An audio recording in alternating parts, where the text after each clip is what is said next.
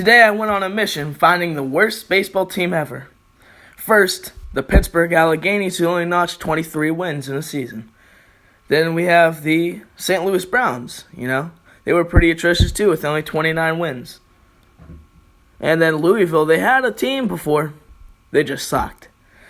These teams I found barely can notch 40 wins, but they aren't the worst.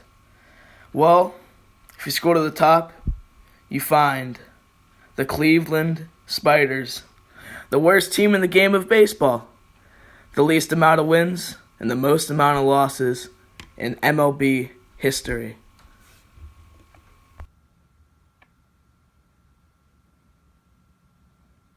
The Indians, one strike away. Cody Allen's ready. Now the 2-2. A swing and a pop-up. First base side foul, ground playable. Santana makes the catch. Ball game. The Indians have won the American League pennant. And Cleveland, for the 6th time ever, you will have a World Series. The Indians are the champions of the American League.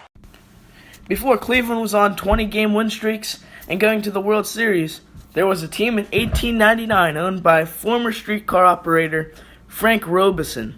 Before 1899, the team was pretty much good, with multiple postseason appearances.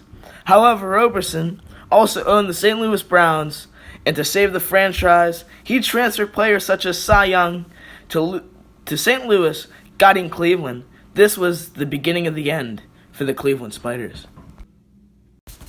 After an over 80-win season, only one player remained from the 1888 team, and that was Sport McAllister.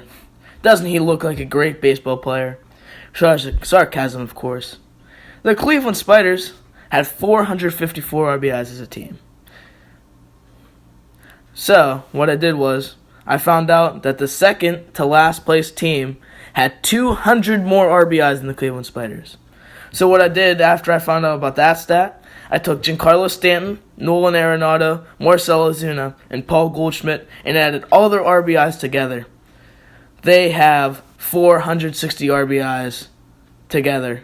That is 6 RBIs more than the Spiders, and there is still almost 3 weeks left in the season left. It amazes me that 31 players who batted up for the Spiders could not out RBI 4 players.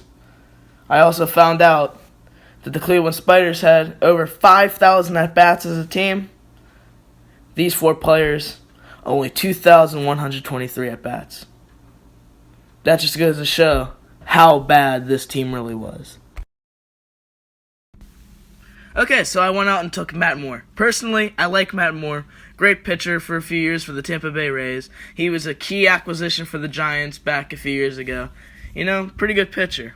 However, this year he's not having so much of a good year. His ERA is .539, and he is dead last in the National League for ERA.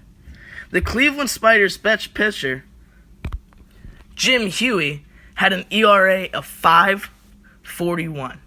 Their best pitcher. The statistically worst pitcher in the National League right now would have been the number 1 pitcher on the 1899 Cleveland Spiders. Let's put it in perspective. They had a team ERA of .637. The league average was .385. They lost their average game 8-3. And not only was their pitching bad in the starters, but in the bullpen as well. A man by the name of Henry Maupin, led the charge in the bullpen with a .1260 ERA. That is, for you baseball fans who don't know a lot about baseball, that's almost 13 runs in 9 innings given up by a pitcher. And he actually pitched over 25 games. That just shows you how bad and how limited their choices out of the pen were. Henry Maupin finished Robeson's job with the Cleveland Spiders and the St. Louis Browns will go down in infamy. He is the reason why you are no longer allowed to own multiple teams. In 1900, they banned this. Okay, so here's a couple more facts to end the video. They had 6 separate losing streaks of over 10 games. Only 12 home runs as a team. Home runs were tough to come by, but only 12. Come on now. They made it to 100 losses before 20 wins. When they won their 20th game, it was September 18th. 253 batting average as a team. The league average was 282.